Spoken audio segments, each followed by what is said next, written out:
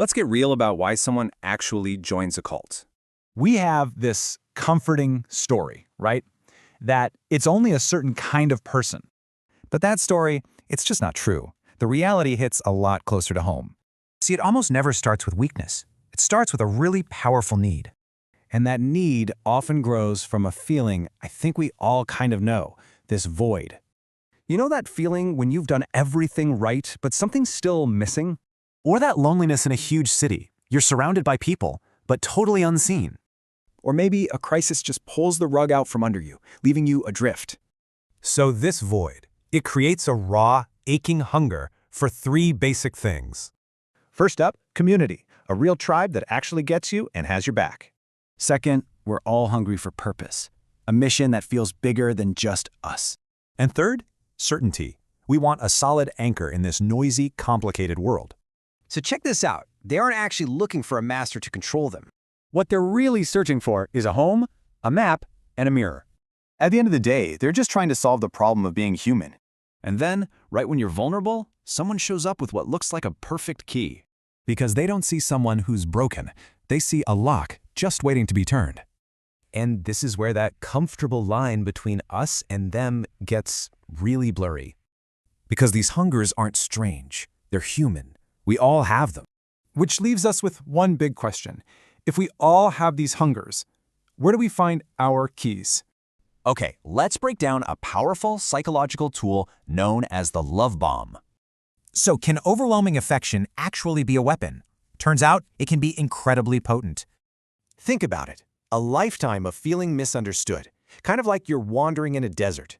Then suddenly, you're in a room where you're not just accepted, you're celebrated for being you. The things they say are intoxicating. They see the real you, the one you thought you had to hide. So yeah, it doesn't feel like recruitment at all. It feels like you finally come home. But here's the twist. What feels like destiny is actually a carefully engineered process.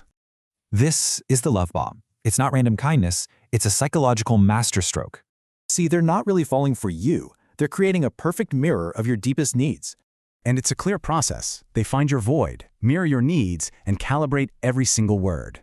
The whole thing completely bypasses your critical thinking. You don't think your way in, you feel your way in. And the consequences? Well, the group becomes your only source of self-worth. A powerful dependency is forged. Suddenly, two worlds exist. Their warm, vibrant world and the cold, indifferent desert outside.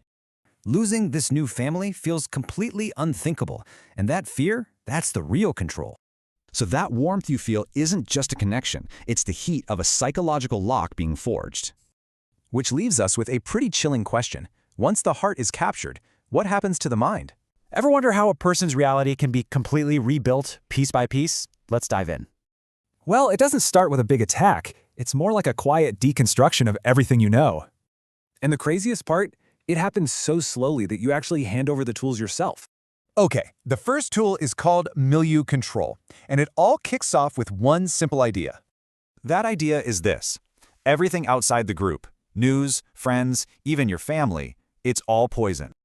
All these things are framed as negativity, just obstacles that are holding you back.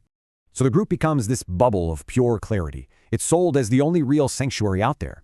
But here's the thing. This bubble isn't a prison. It's a safe haven that you choose to enter. So you start unplugging from everything else. And by choice, your world starts to get a lot smaller. Next up, the second tool, loaded language. This is where a whole new vocabulary gets built.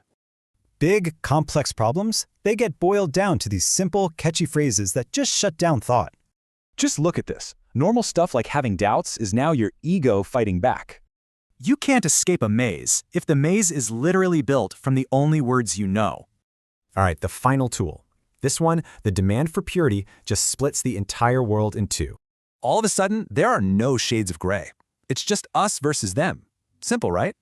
And the group, of course, becomes the sole judge of what's good. All moral questions, gone.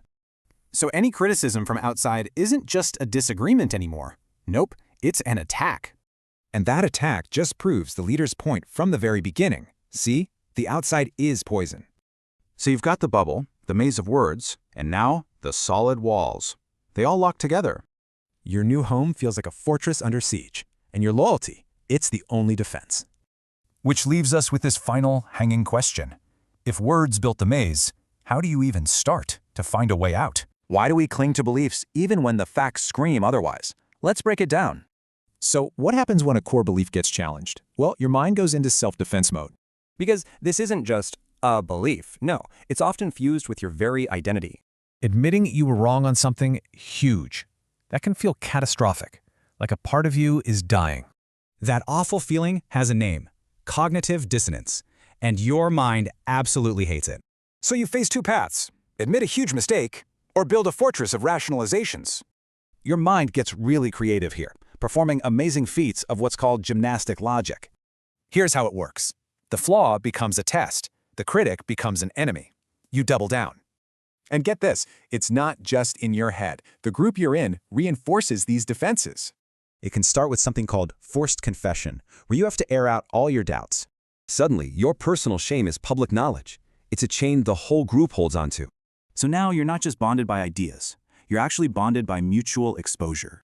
And the next step is wild. Your own critical thinking? Yeah, that becomes the enemy.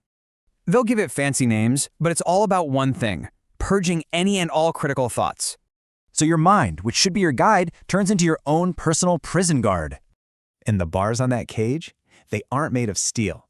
They're made of your belief. Okay, let's dive into this complex and, honestly, misunderstood journey.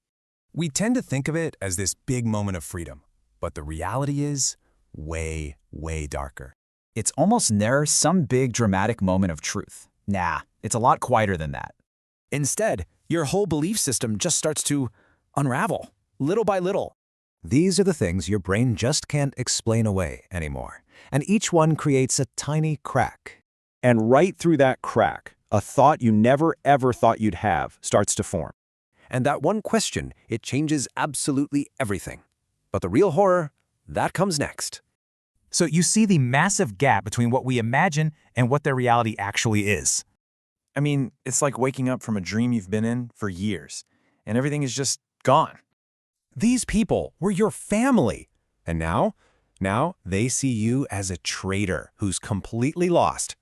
That core purpose that drove your entire life, it turns out it was all built on a lie. The person you were, the identity the group gave you, it just crumbles into nothing. And that special truth that explained how the whole world worked, it just evaporates. You basically become a refugee in the real world, from a place no one else can even see. This is the kind of crushing loneliness you feel when you have to rebuild your life from absolute zero. So how should we think about people who join these groups? Maybe we need a different perspective. Because instead of seeing a fool, what if we're actually looking in a mirror, reflecting our own needs? I mean, these are universal human needs, right? The very foundation these belief systems are built on. When you see it that way, that line we draw between us and them, well, it just disappears. Which leaves us with one last kind of personal question to think about for ourselves.